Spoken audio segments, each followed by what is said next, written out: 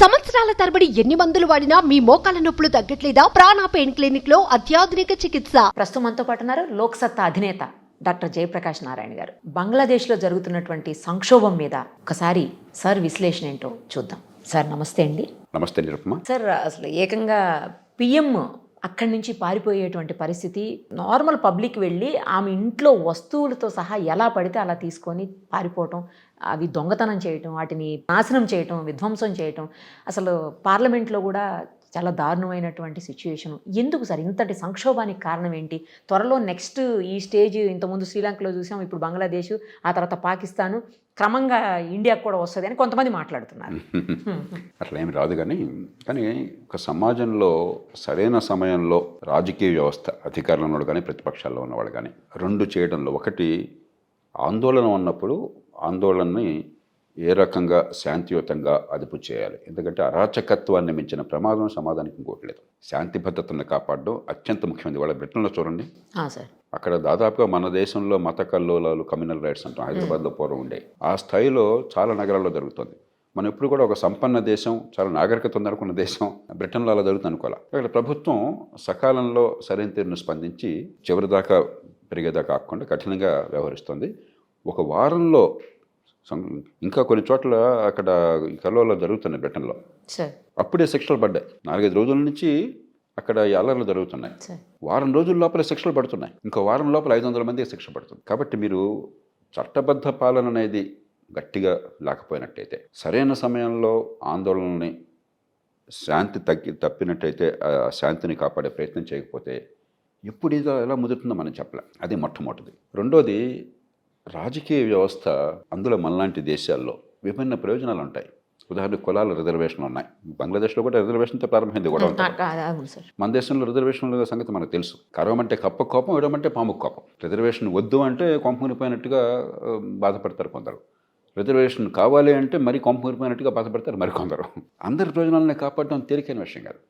కాబట్టి నిజాయితీగా శాస్త్రీయమైనటువంటి ఆధారాలతో, మనం చాలా హేతుబద్ధమైన వాదనలతో, లాజికల్గా, తార్కిక వివేచనతో మనం సమస్యలను పరిష్కరించే ప్రయత్నం చేయాలి. అందరి ప్రయోజనాలని సమన్వయం చేయాలి. అది చేయకుండా శృతి మించింది అనుకోండి, ఇటుగానే అటుగానే ఏ పక్కనైనా సరే, అప్పుడేమవుతుంది, భావోద్వేగాలు విపరీతంగా పెరిగిపోతాయి. అంచేత ఈ రెండు కీలకమైనటువంటివి. మూడోది, ఒక ప్రజాస్వామ్యంలో కొన్ని 3 మౌలిక లక్షణాలు ఉండాలి. మొట్టమొదటి లక్షణం, విధిగా అక్కడ పోటీతో కూడిన ఎన్నికలు ఉండాలి. నిజమైనటువంటి పోటీ ఉండాలి, రాజకీయ పోటీ. అక్కడ ఏమైంది, నిజంగా షేక్ హసీనా మంచి పరిపాలన ఇచ్చింది ఆర్థిక వ్యవస్థ వరకు. ఈ 15 ఏళ్ల కాలంలో ఆర్థిక వ్యవస్థ చాలా వేగంగా పెరిగింది.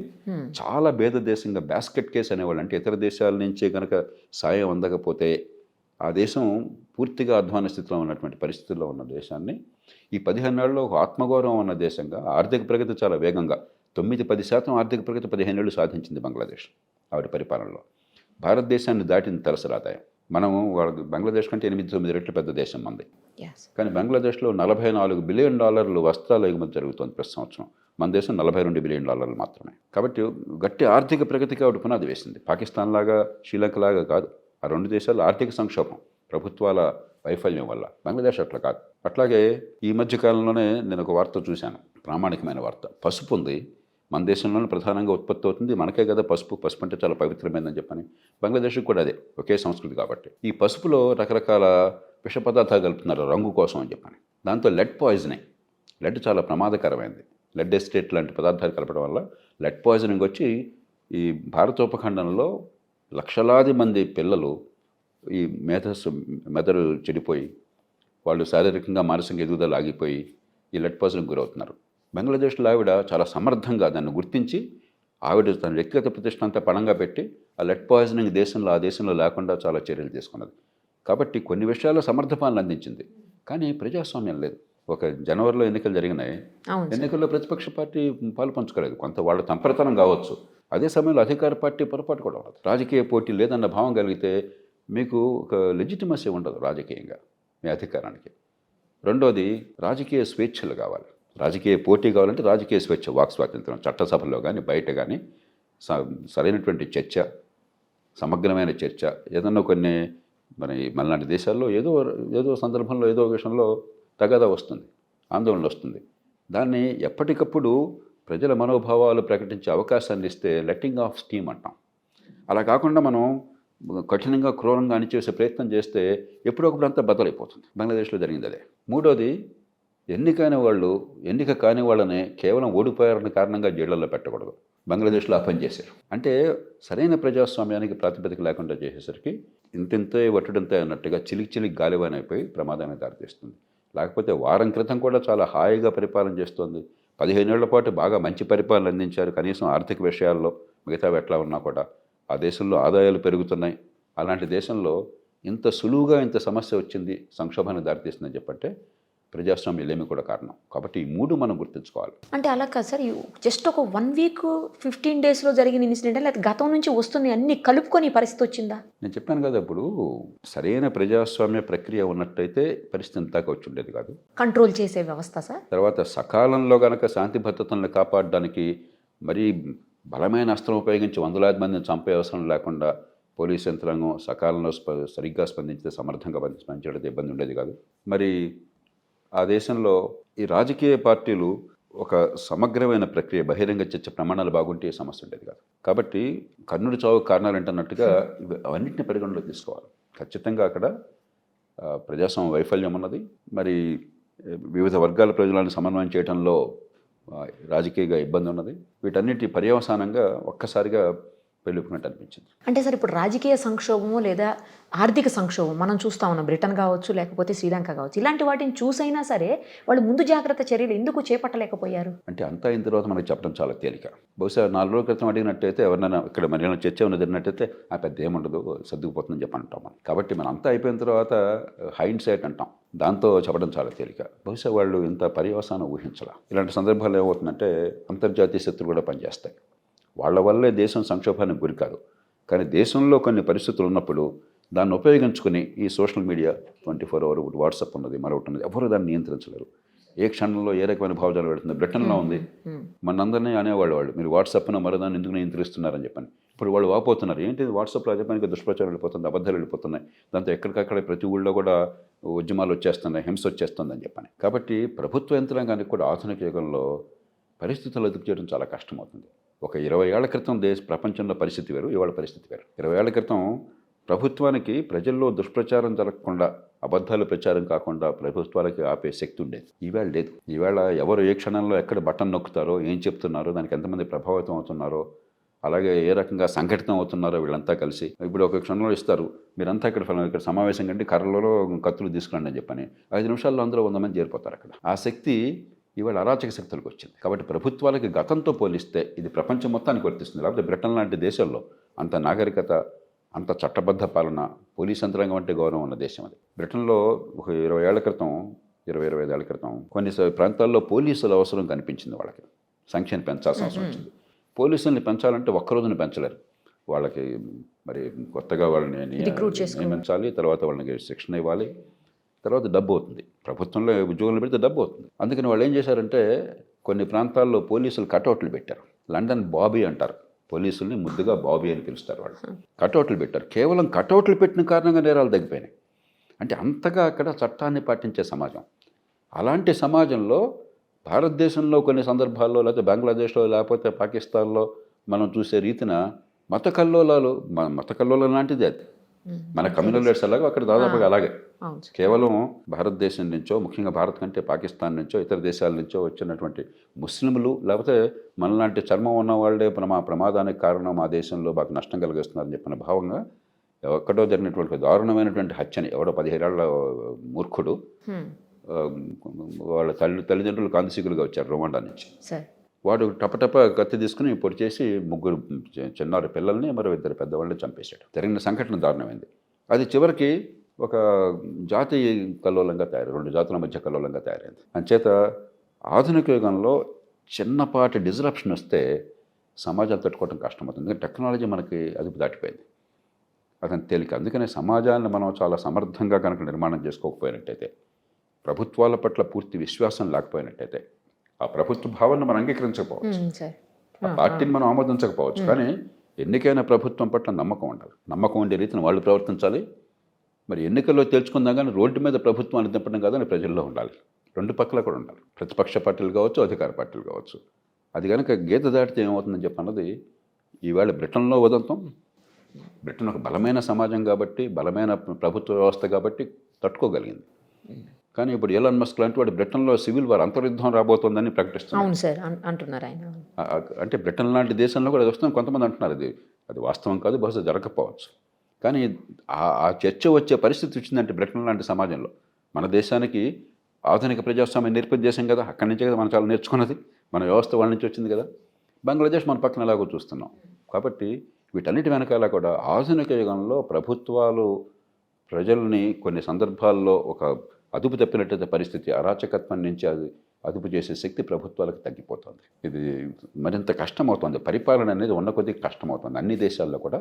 మనలాంటి దేశాల్లో బలహీనమైన ప్రభుత్వాలు, ప్రజలకు పెద్ద విశ్వాసం లేదు ప్రభుత్వ వ్యవస్థ మీద, పోలీసులు అంటే నమ్మకం లేదు. ఇప్పుడు బంగ్లాదేశ్లో చూడండి, పోలీసులు అంతా కూడా సమ్మె చేశారంట, మమ్మల్ని జనం తంతున్నారని చెప్పని. అవును సార్. మన దేశంలో కూడా చాలా సందర్భాల్లో పోలీసులు అంటే నమ్మకం లేదు, వాళ్ళంటే వ్యతిరేక భావం. కొంత వాళ్ళు తప్పు ఉండొచ్చు, కొంత లేకపోవచ్చు, ఏ కారణమైనా కానీ. పోలీసుల మీద దాడి చేయడం చాలా సర్వసాధారణం. బ్రిటన్లో అదే జరిగింది. పోలీసుల మీద రాళ్ళు వేశారు, పోలీసులు అస్త్రాలు ప్రయోగించారు, పోలీసులు దెబ్బలు తిన్నారు, ఎడపెడ పెద్ద రాళ్ళు వేసి కొడుతున్నారు పోలీసులు.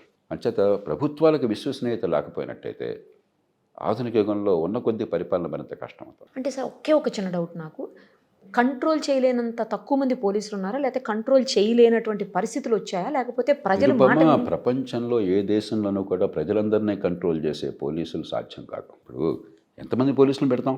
మన దేశం చూసుకోండి, 2 తెలుగు రాష్ట్రాలు కలిపితే మొత్తం ఉన్న పోలీసుల సంఖ్య ఒక 70-80 వేలు ఉంటుంది.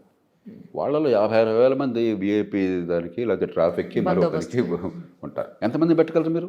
మిగతా పనులను ఆఫీస్ పెట్టగలరు. బాగా పెడితే సరే, 2 రాష్ట్రాలను కలిపి భయంకరమైన సంక్షోభం వస్తే 30-40 మంది పోలీసులను పెట్టచ్చు. 30-40 మందిని పెట్టినా కూడా 2 రాష్ట్రాలు కలిపితే వేళ ఒక 8.5 కోట్లు 9 కోట్లు జనాభా ఉండదు. 8.5 కోట్లకి 30-40 మందిని పెట్టారు మీరు. అంటే ఏమవుతుంది? 40 లక్షలు అంటే 100 ఒకళ్ళు, జనాభా 4 కోట్లు అంటే 1000 ఒకళ్ళు, 8 కోట్లు 9 కోట్లు అంటే 2,000 మందికి ఒకళ్ళు. అంతే మనం పోలీసులు పెట్టగలిగేది. 2,000 మంది లేకపోతే 2,000 మందిలో 200 మంది రోడ్డు మీదకి వచ్చి గందరగోళం చేశారనుకోండి, ఒక చోట అయితే మనం నివారించగలం. ఎంతమంది పోలీసులు పెట్టగలదు ఏ దేశంలోనే కూడా? మీరు అమెరికా కావచ్చు, బ్రిటన్ కావచ్చు, ఆ దేశాలు కూడా వాళ్ళకి మనకంటే సమర్థ యంత్రాంగం ఉంది. ఎంత ఉన్నా కూడా జనమంతా కూడా తిరగబడితే ఏ ప్రభుత్వం నిలవలేదు. అంటే అందరూ రారు కదా సార్. అంటే ఇప్పుడు అలాంటి పరిస్థితి వచ్చినాయి కదా. ఇవాళ ఇప్పుడు బంగ్లాదేశ్లో కానీ, గతంలో శ్రీలంకలో కానీ ఏమైంది? జనాభాలో గణనీయమైన శాతం, 10-15% చాలు, అందులో మహానగరాల్లో. అన్ని చోట్ల కల ఒక రాజధాని నగరం చాలు. కాబట్టి సమాజంలో శాంతిని కాపాడడం అన్నది అంత తేలికైన విషయం కాదు. ఎప్పుడు కూడా ప్రభుత్వాలు నిలిచేది, సమాజం నిలబడేది, శాంతి నిలబడేది పోలీసుల వల్ల కాదు. బిల్డింగ్ కన్సెంట్, అత్యధికులు ప్రభుత్వాలని పాలనని ఆమోదించడానికి సిద్ధపడితే సాధ్యం తప్ప పోలీస్ యంత్రాంగం ద్వారా మీరు కాపాడాలని చెప్పంటే ఒక చైనానో, లేకపోతే ఉత్తర కొరియానో, లేకపోతే రష్యానో కావాలి. అది నియంత్రితాం, పూర్తి నియంత్రితాం. క్రూరంగా కఠినంగా అణిచివేసి, ఇప్పుడు ఉదాహరణ బంగ్లాదేశ్లో కూడా కొన్ని వేల మందిని చంపేయడానికి సిద్ధపడ్డారు అనుకోండి, అక్కడ మిలిటరీ కానీ పోలీసులు కానీ. బహుశా సోకాల్డ్ శాంతిని కాపాడేవాడు, కానీ ఏ మూల్యం చెల్లించి ఆ ప్రభుత్వానికి విశ్వసనీయత కానీ, ఆ ప్రభుత్వం మీద నమ్మకం కానీ పూర్తిగా పోయి ఉండేది. ఇక ఒక ఆక్యుపైడ్ పాలన అంటే ఇతర దేశాలు వచ్చి ఆక్రమించుకున్నట్టుగా తప్ప ఆ దేశంలో పరిపాలన కాదు. అంచేత పోలీసుల వల్ల మాత్రమే శాంతి భద్రతలు సాధ్యం కాదు. ఖచ్చితంగా వాళ్ళ పాత్ర చాలా కీలకమైనది. కానీ ఏ దేశంలోనైనా సరే పోలీసుల సాయంతో మాత్రమే నేను శాంతిని కాపాడగలనుకుంటే అది చాలా ప్రమాదకరమైన ఆలోచన. ప్రభుత్వంలోని అధికారిగా ఉండగా పోలీస్ యంత్రాంగం వల్ల అదుపు చేసిన సందర్భాలు చాలా తక్కువ. కొన్ని అరుదైన సందర్భాలు అవసరమైతే కఠినంగా వ్యవహరించాలి, దాన్ని అనుమానం లేదు. ఉదాహరణకి మత కల్లోలాలు జరుగుతున్నాయి, కులం పేరుతో కల్లోలాలు జరుగుతున్నాయి, ఒకరినొకరు చంపుకుంటున్నారు, నిర్దాక్ష్యంగా వ్యవహరించాలి. కానీ అది అరుదైన సందర్భం. కానీ మామూలు సందర్భాల్లో మీ మీద నమ్మకం ఉండాలి. మీరు ఒక్కసారి నిలబడి మీరు ఆగలయ్యా అని చెప్పంటే ఆగిపోయే నమ్మకం ఉంది. ఎందుకంటే మీ మీద మీకు సామర్థ్యం ఉన్నది, మీరు సరిగ్గా చేస్తారు, న్యాయంగా చేస్తారు, మీలో చిత్తశుద్ధి ఉంది, నిజాయితీ ఉందని విశ్వాసం ఉండాలి వాళ్ళకి. అన్ని వర్గాలు మిమ్మల్ని ఆమోదించాలి. అది అంత తేలికైన విషయం కాదు. అందుకనే ప్రభుత్వాలు విశ్వసనీయతను కాపాడుకోకుండా నేను ఎన్నికల్లో నెగ్గాను కాబట్టి ఏదన్నా చేయొచ్చు అనుకుంటే ఆ విశ్వసనీయత పోతుంది. ఆ విల్లింగ్ కన్సెంట్, ప్రజలు స్వచ్ఛందంగా ఆమోదిస్తేనే ప్రభుత్వాలు నడుస్తాయి ప్రజాస్వామ్యంలో. ఇది చాలా కీలకమైన విషయం. చాలామంది అధికారంలో ఉన్నాను, ఫలానా చట్టం కింద గీత గీస్తాను, గీత దాటితే కాల్చి పారేస్తాను అనుకుంటే నీ తలకాయ తీసేస్తారు ఇప్పుడు. రైట్ సార్, ఈ సంక్షోభం అంతా క్లియర్ అయిపోయి సెట్ అయ్యేదానికి ఎంత సమయం పట్టొచ్చు సార్? ఒక మంచి పని జరిగింది ఏంటంటే మహమ్మద్ యూనస్ని తాత్కాలిక ప్రధానమంత్రిగా ఆపద్ధర్మ ప్రభుత్వంలో ఆహ్వానించారు. యూనస్ గారితో నాకు కొంత గతంలో పరిచయం అన్నది. ఓకే. ఆయన చాలా అభ్యుదయవాది, సంస్కరణవాది.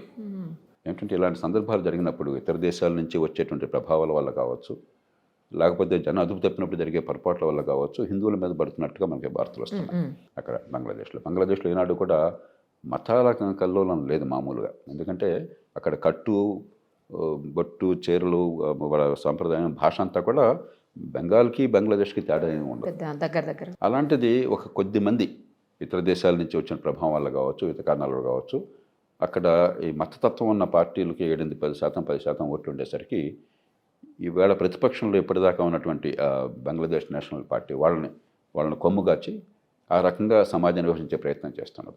ఈ నేపథ్యంలో ఏమైంది, ఇప్పుడు ఈ ఆందోళనలో షేక్ హసీనా అవామీ లీగ్ పార్టీకి వ్యతిరేకంగా కాబట్టి ప్రధానంగా వాళ్ళ పాత్ర ఎక్కువ, అదే పనిగా మత కల్లోలుగా మారే పరిస్థితి వచ్చింది.